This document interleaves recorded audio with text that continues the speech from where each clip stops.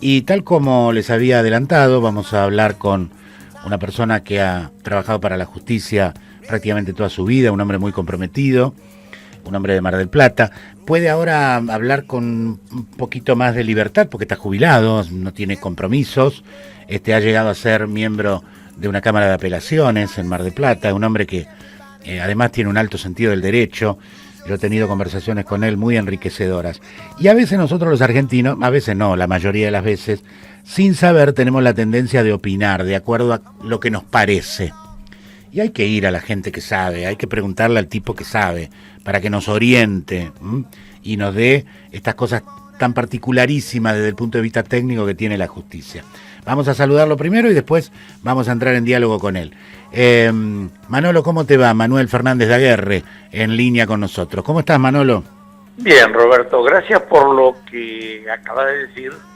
Uno ha transitado por la justicia, principalmente en la parte gremial. Yo he sido presidente del Colegio de Magistrados 8 años, y entonces nunca dejé de decir lo que pensaba.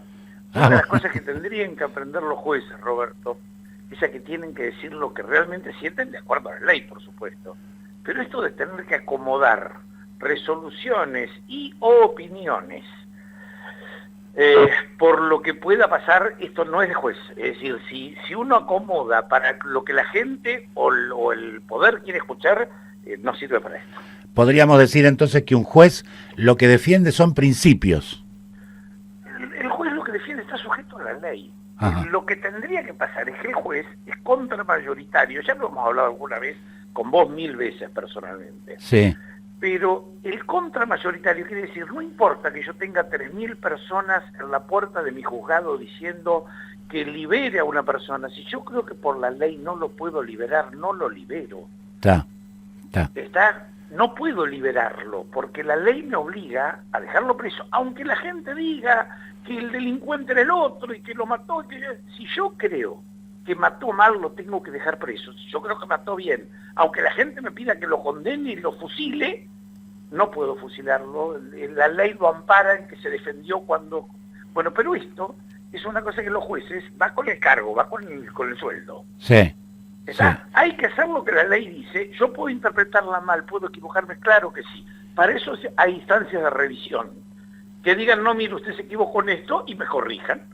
Pero una cosa es eso y otra cosa que yo traicione lo que yo creo. El juez falla de acuerdo a su convicción y de acuerdo a la prueba que tiene, por supuesto. Claro, lo que está en el expediente. Bueno, ¿y qué opinión te merece esta decisión que tomó la Corte, que es contra una jurisprudencia que esta misma Corte sentó durante muchos años? A esta misma involucrada, a la propia Cristina Fernández, en otros casos le ha dicho que no a estos pedidos de queja, y ahora, a pocos días de iniciarse el juicio oral y público, aparece con esto de dame el expediente porque voy a revisar, para que no caiga en el riesgo de que esto se caiga después por no haber tomado una decisión ahora. Vos que has sido juez y has tenido que fallar en este caso, ¿qué es lo que decís que pasó acá? Para darte un parangón, en la justicia provincial, de acuerdo al Código de Procedimientos, todas las cuestiones de incorporación de prueba a un expediente son resorte del tribunal. Si el juez del tribunal decide que una prueba no es admisible, la prueba no es admisible. Y si la parte que propuso la prueba está enojada con eso y no quiere, no tiene apelación, puede hacer una protesta de casación para que cuando se revise el fallo digan estuvo bien o mal incorporada, y es cierto, puede provocar la nulidad del juicio. Ajá. Si yo denegué una prueba que era admisible, de acuerdo al criterio del tribunal que después revisa mi sentencia, si yo denegué esa prueba, me puede anular la sentencia. Señor, usted no le dejó defenderse con esa prueba que era procedente. La Corte es el órgano superior de justicia del país. La Corte, tradicionalmente, pero esto no es una jurisprudencia de ahora, años, nunca la Corte ha entrado en un tema tan simple como procedente o no una prueba determinada. Sí. Y esta prueba fue denegada por el tribunal, entre otras cosas porque pedía una auditoría de todas las obras públicas realizadas en la gestión de quien está imputada por haber direccionado las licitaciones, y entonces lo que había que probar en este caso ¿Direccionó o no direccionó? Puede ser que la defensa entienda que ver cómo se actúa en otras licitaciones, con otra gente, pudiera demostrar que era una práctica habitual. Y la verdad es que, como uno no tiene el expediente, Roberto, opinar sobre eso sería, sí, por lo menos temerario. Pero hay una cuestión. Yo estoy poniéndole freno a una doctrina de toda la vida de la Corte, en un tema que además parecería que no lo justifica, porque además genera de que esto pueda demorar un juicio y que sigamos otra vez en agua borraja. Che, no hay nadie que haya dicho que es culpable o no. Entonces, la idea es que a mí me sorprende la de la Corte. Sí, me enojaría mucho que esto suspenda el juicio o que la Corte dijera lisa y llanamente que esa prueba tiene que hacerse, porque pensaría que acá hay una intencionalidad política. La gran mayoría de los opinadores políticos, de los reconocidos cronistas políticos, coinciden en que esto está hecho a la medida de una suspensión hasta después de las elecciones. Claro, y esto es lo que fastidia. Sí, pero si esta semana la Corte resuelve, dice, no, mire, tenía razón el juez, vuelva a la primera instancia y se haga el juicio.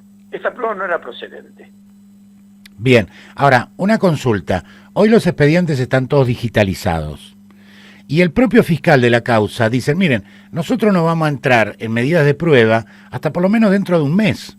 Nos va a llevar 4 audiencias, presentarnos, declarar de que están imputados. Así que la Corte tiene tiempo de un mes antes de tratar este tema. Si quieren le mandamos el expediente escrito, y si no, que abran la computadora y lo revisen por internet. ¿Esto se puede hacer, Manolo? El problema es que la procedencia o no de esa prueba varía el desarrollo del juicio. Sí. Si esto fuera porque otra causa se está investigando, sí, por supuesto que se podría hacer con cualquier fotocopia certificada, no digitalización. Pero si esto tiene que ver con el resultado del juicio, porque la Corte dice, no, mire, es procedente, esta prueba puede ayudar a dilucidar el fondo, no se puede hacer el juicio, porque esa auditoría de todas las obras va a llevar meses o años o décadas en la justicia que nosotros vivimos. Claro. Entonces la idea es, parecería de que esto debió haberse planteado en otros términos. Es clara la intención dilatoria de muchas defensas cuando los imputados son personas de alta exposición pública. Pero la idea es, si yo pido que declare por exhorto una persona que vive en Singapur, en los juzgados de acá le dicen, no, mire señor, no, si usted puede traerlo y que venga a declarar acá, chocho a la vida. Ese testigo es importantísimo para mi causa. No, usted está dilatando porque un exhorto internacional por vía del Ministerio de Relaciones Exteriores tarda 3 años, mande el juicio a cualquier lado. Entonces, todo este tipo de cosas que aparece como dilatorio, la primera denuncia es del 2004, todavía no ha habido un juicio. Sí. Ha habido juicios para los que tengan alrededor. Los analistas, Carlos Pagni de La Nación, por ejemplo, habla de la foto de banquillo. Me tengo que sentar, Cristina tendría que sentarse, en un banquillo junto con Devido, con Lázaro Báez, etcétera, etcétera. López. Y esto es lo que están tratando de evitar. Es que la especulación política, en esto no puedo entrar. Claro. Aunque yo lo piense, yo puedo entrar como hombre común. Lo que digo, la justicia, ni la Cámara de Apelaciones se mete en un tema de prueba. Cuando venían con una queja porque no me dejó el juez tal, dice, señor, esto corresponde al juez de la causa. Cuando termine la causa, usted hace la reserva de casación, y si me condenan, entre los agravios digo, y no me dejó hacer tal prueba, y por ahí yo entro y le digo, mire, sí, tendrían que haber dejado, anulo el juicio y se hace de nuevo. Bueno, ahí va otra consulta, porque la ciudadanía en líneas generales no entiende las técnicas de la justicia, pero sí entiende con claridad que la Corte trabaja después, es decir, cuando hay un fallo que puede ser absolutorio en primera instancia. Por supuesto. O puede ser condenatorio. Entonces, ahí vos apelás, apelará el fiscal si es absolutorio y apelará el imputado si es condenatorio. ¿Por qué la Corte actúa antes, Manolo? Porque lo que están diciendo es que para evitar una nulidad que podría generar impunidad, porque si se anula la sentencia, entonces hay que retratar todo y hacer un juicio nuevo con otro juez. El mismo juez no podría dictar la sentencia. Pero todo lo demás es válido. En el sistema acusatorio que hay ahora en la Argentina, el tribunal empieza su juicio, toda la prueba que se reunió hasta ahora es un anticipo de prueba. Toda la prueba hay que volver a producirla. Si yo me disconformo y digo, señor, mire, hubo testigos que declararon durante la instrucción, pero yo quiero traerlo acá y lo traigo al testigo, lo que vale es lo que dice en la audiencia. No lo que está en el expediente. Y si lo que dice en la audiencia es distinto a lo que dijo en el expediente, señora, hágase cargo, pues usted en alguno de los dos momentos mintió, está en falso testimonio. Ajá. Entonces, claro. lo normal es que ratifiquen. Pero por ahí salta, a mí me ha pasado infinidad de veces, que salta y digo, no, mire, dice, ahí en el acta dice que yo estaba presente cuando le secuestraron el arma al diputado, pero la verdad yo llegué y el arma ya la tenía el policía. Y ahí se arma otro problema. Claro. La policía, en ánimo de terminar bien un procedimiento, le secuestra el arma al preso, al imputado. Pero después de que le saque el arma, llama a un testigo. Y en vez de hacerle decir, mire, lo encontré, el arma estaba ahí, la tenía el policía porque se le había sacado, dice, no, yo vi cuando lo revisaron y le sacaron el arma. Claro, no es cierto. Claro. Entonces eso anula el juicio. Una última pregunta, Manolo. Nosotros más o menos tenemos en claro cómo controlar al Departamento Ejecutivo, hay instituciones que se encargan de eso. También tenemos en claro cómo controlar al Congreso de la Nación, que tiene que legislar. ¿Cómo hace un ciudadano para controlar a los jueces? ¿Solamente el Consejo de la Magistratura y en este caso, alcanza a la Corte? Por supuesto que la Corte, el juicio político a la Corte la hace con legisladores y todo, se hace igual que con cualquier otro juez. Sí. Acá está el Consejo de la Magistratura a nivel nacional, pero sinceramente, Roberto, no sé si la Corte, siendo el ministro de la Corte los que están involucrados, si pasaría por el Consejo de la Magistratura. Parecería que esto lo hace como con el juicio político al presidente que se hace en el Congreso, esto parecería que tendría que hacerse en un nivel superior. Pero no lo sé. Lo que sí digo es que cuando uno hace una resolución, es decir, para controlar el Poder Judicial, en general lo controla a nivel federal, digamos, y nacional, el Consejo de la Magistratura. A nivel provincial es la propia Corte la que genera un juicio político y un jury de enjuiciamiento, y hay una Secretaría Permanente de Jury que investiga, etcétera, etcétera, y la propia Corte tiene una división como de asuntos internos, que es la que se encarga de investigar. Cualquier juez puede ser denunciado. La idea es que un juez no pueda ser denunciado o investigado por el contenido de su sentencia. Porque yo digo, mire, yo opino esto, fundamento por qué y resuelvo en consecuencia. Y estoy equivocado, eso no puede echarme. No pueden echarme por eso. Salvo que yo incumpla la ley o que vaya en contra notoriamente de la prueba que tengo producida. En cuyo caso, mi decisión no tiene que ver con mi evaluación equivocada de la prueba, sino que yo intenté hacer otra cosa por otro motivo.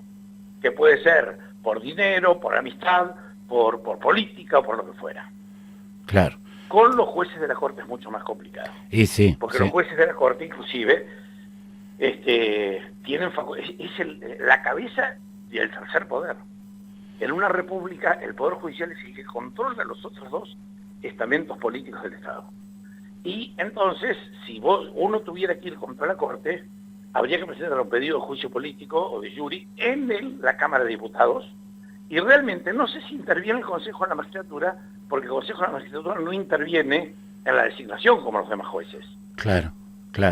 A la designación, el Consejo de la Magistratura es parte de la designación y de la remoción de los jueces nacionales. En la Corte no. En la Corte, si recordarás, primero fue por decreto, lo honró Secretario Rosati, y después, equivocadamente, lo dieron marcha atrás y después lo aprobó el Senado. No pasaron por el Consejo de la Magistratura. Sí, además vos me decís siempre que cuando el juez dice verde, es verde, punto. Sobre todo la Corte. Pero es revisable, además. Claro, el de primera instancia dice verde, lo revisan, pero cuando la Corte... Y el juez va a decir, no, mire, juez, no verde. Y si yo viera notoriamente que el juez ha fallado contra derecho con toda la prueba reunida, y noto en eso un mal desempeño o una causa de corrupción, ese juez le pagaron para que votara así, ¿Está? Entonces ahí sí, todo el jury, y aclaro, son muy vulnerables los jueces en eso, porque escriben lo que firman. Claro. Es decir, cuando uno firma algo, escribe todos los fundamentos, dice, ¿por qué digo esto? Y si ese por qué no tiene ni pie ni cabeza, queda muy expuesto. Bien. Bueno, veremos qué pasa con este asunto. La Corte ha hecho una declaración hace un ratito nada más diciendo que va a resolver rápidamente y que no se va a ver afectado la dilación del juicio. De alguna manera para contestarle para contestarle a los que salieron a cacerolear anoche, ¿no? Bueno, el problema pasa. Paralelamente yo te diría, difícilmente un órgano como la Corte con 4 de sus miembros firmaría el pedido que hicieron si no fuera o tuviera más o menos, porque ellos sí conocen los antecedentes, porque la queja va explicando todo lo que pidieron. Sí. No es que pidieron, a ver, che, ¿qué pasó ahí? No, saben que hubo un pedido de prueba que tenía que ver con una auditoría de toda la obra pública. Si no fueran a hacerle lugar, hubiera mantenido tranquilamente la doctrina de años y hubiera dicho, señores, no corresponde, nosotros no entramos en temas que no sean definitivos. O sea que vos imaginás que le van a hacer lugar. Yo huelo que van a ampliar la prueba esa, o que van a declarar procedente la prueba. Bueno. Y lo que no sé si resuelven antes del 21 de mayo, que inicia. Lo que pasa es que el juez, uno de los jueces del tribunal, yo leí también que ha dicho que el juicio no está suspendido, que ellos van a arrancar. Salvo que la Corte les diga que no. ¿Y se puede hacer eso? La Corte les dice que esa prueba es procedente y necesaria, chau juicio. Pero el tribunal que va a hacer el juicio, ¿puede hacer eso? ¿De hacer el juicio igual? Sí, puede hacerlo, ¿cómo no? ¿Tiene facultades? Pero además, lo que necesita es el expediente, en términos que hay mucha prueba reunida en el expediente, que por ahí está ofrecida como prueba por las partes, que ratifican, hay prueba, hay testigos que yo no llamo nunca más. Me conformo con lo que dijeron y se acabó sin Pero si no lo tenés el expediente, Manolo, se lo acaba de mandar a la Corte. Precisamente por eso, si hay pruebas, sí, podrá requerir el expediente para hacer el juicio mientras ustedes analizan lo demás. Yo lo que creo es que ahora, con la aclaración esta de la Corte, van a resolver esta semana o la que viene. Pero el pronóstico, si yo tuviera que arriesgaría que es favorable a que la prueba es admisible y que el juicio se suspenda. Bueno, Manolo, te agradezco mucho Después este contacto. Veremos la confirmación. En la mañana. Tomemos café, digo, viste, te equivocaste. No, tenías razón. Te mando un abrazo grande. Cariños Igualmente yo. Cariños a todos los tuyos ahí. Hasta luego. Hasta luego. Chau, chau.